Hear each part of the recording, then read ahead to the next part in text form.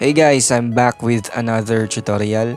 Ituturo ko sa inyo paano mag-mix ng vocals gamit itong mga free plugins. I'll be giving all the download links below in the description, including timestamps. So I have a track here called Prinsesa by Proud DC. So with all the effects on, ganito ang tunog niya.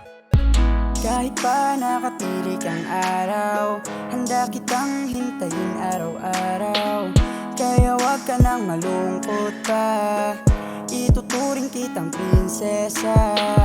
Dadalhin kita sa isang lugar na kahit kailan ay di mo pa napupuntahan.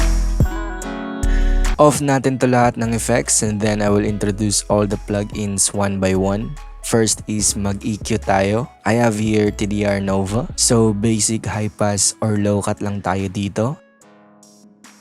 And then add tayo ng second EQ, which is etong Logic channel. Para siyang SSL-E channel ng waves, UAD, and ng plug-in alliance. So red knobs for the highs, green is for the mids, blue and black is for the low frequencies. So i-adjust lang natin according kung anong taste ang trip nyo.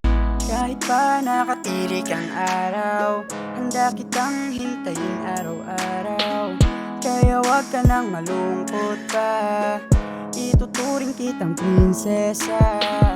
Dadalhin kita sa isang lugar na kahit kailan. Next naman is compression. I like to put 2 to 3 compressors sa vocals.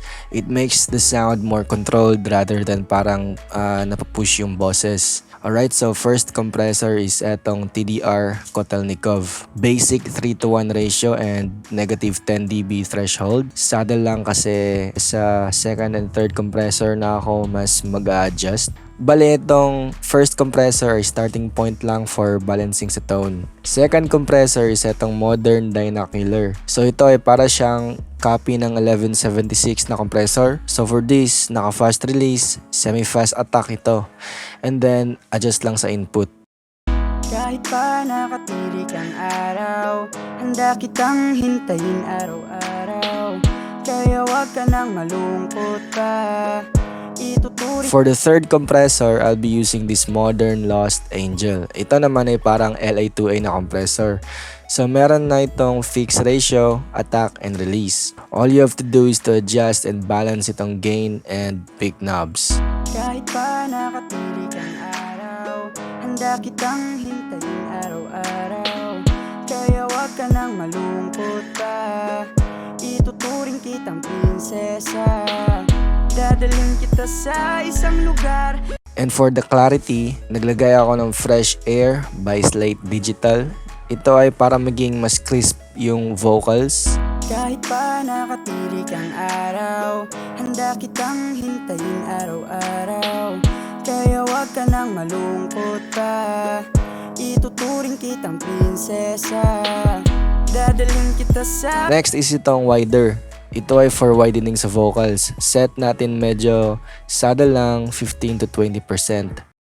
Kahit pa nakatirik ang araw, handa kitang hintayin araw-araw. Kaya wag ka nang malungkot pa, ituturing kita. And then let's add DSR by SPITFISH. I've set this to almost 8K to detect some harsh S sounds, medium sense, and medium depth. Kaya wag ka nang malungkot pa, ituturing kitang prinsesa. Next is reverb. Ito ay ValhallaSupermassive. Nag-low cut lang ako and then in-adjust ko yung mix knob. Kahit pa nakatirik ang araw, handa kitang hintayin araw-araw. Kaya wag ka nang malungkot pa, ituturing kitang prinsesa. So for the last plugin is for delay. This is ValhallaFreqEcho. Same lang din, nag-low cut ako and then in-adjust ko again itong mix knob and naka-quarter note delay ito. Kahit pa nakatirik ang araw, handa kitang hintayin araw-araw. Kaya wag ka nang malungkot pa, ituturing kitang prinsesa. Dadalhin. So for the backing vocals, same lang din sila ng effects sa main vocals. Ang kaibahan lang ay itong sa EQ and wider na plugin. Sa EQ, nag-medium high pass ako. And then for the wider plugin, naka-full yung percentage niya. So let's listen with all the effects on. Kahit pa nakatirik ang araw, handa kitang hintayin araw-araw. Kaya wag ka nang malungkot pa, ituturing kitang prinsesa. Dadalhin kita sa isang lugar na kahit kailan ay di mo pa napupuntahan. Okay, so that's it guys. All of those plugins ay free lang. Check nyo lang sa description yung mga download links nila.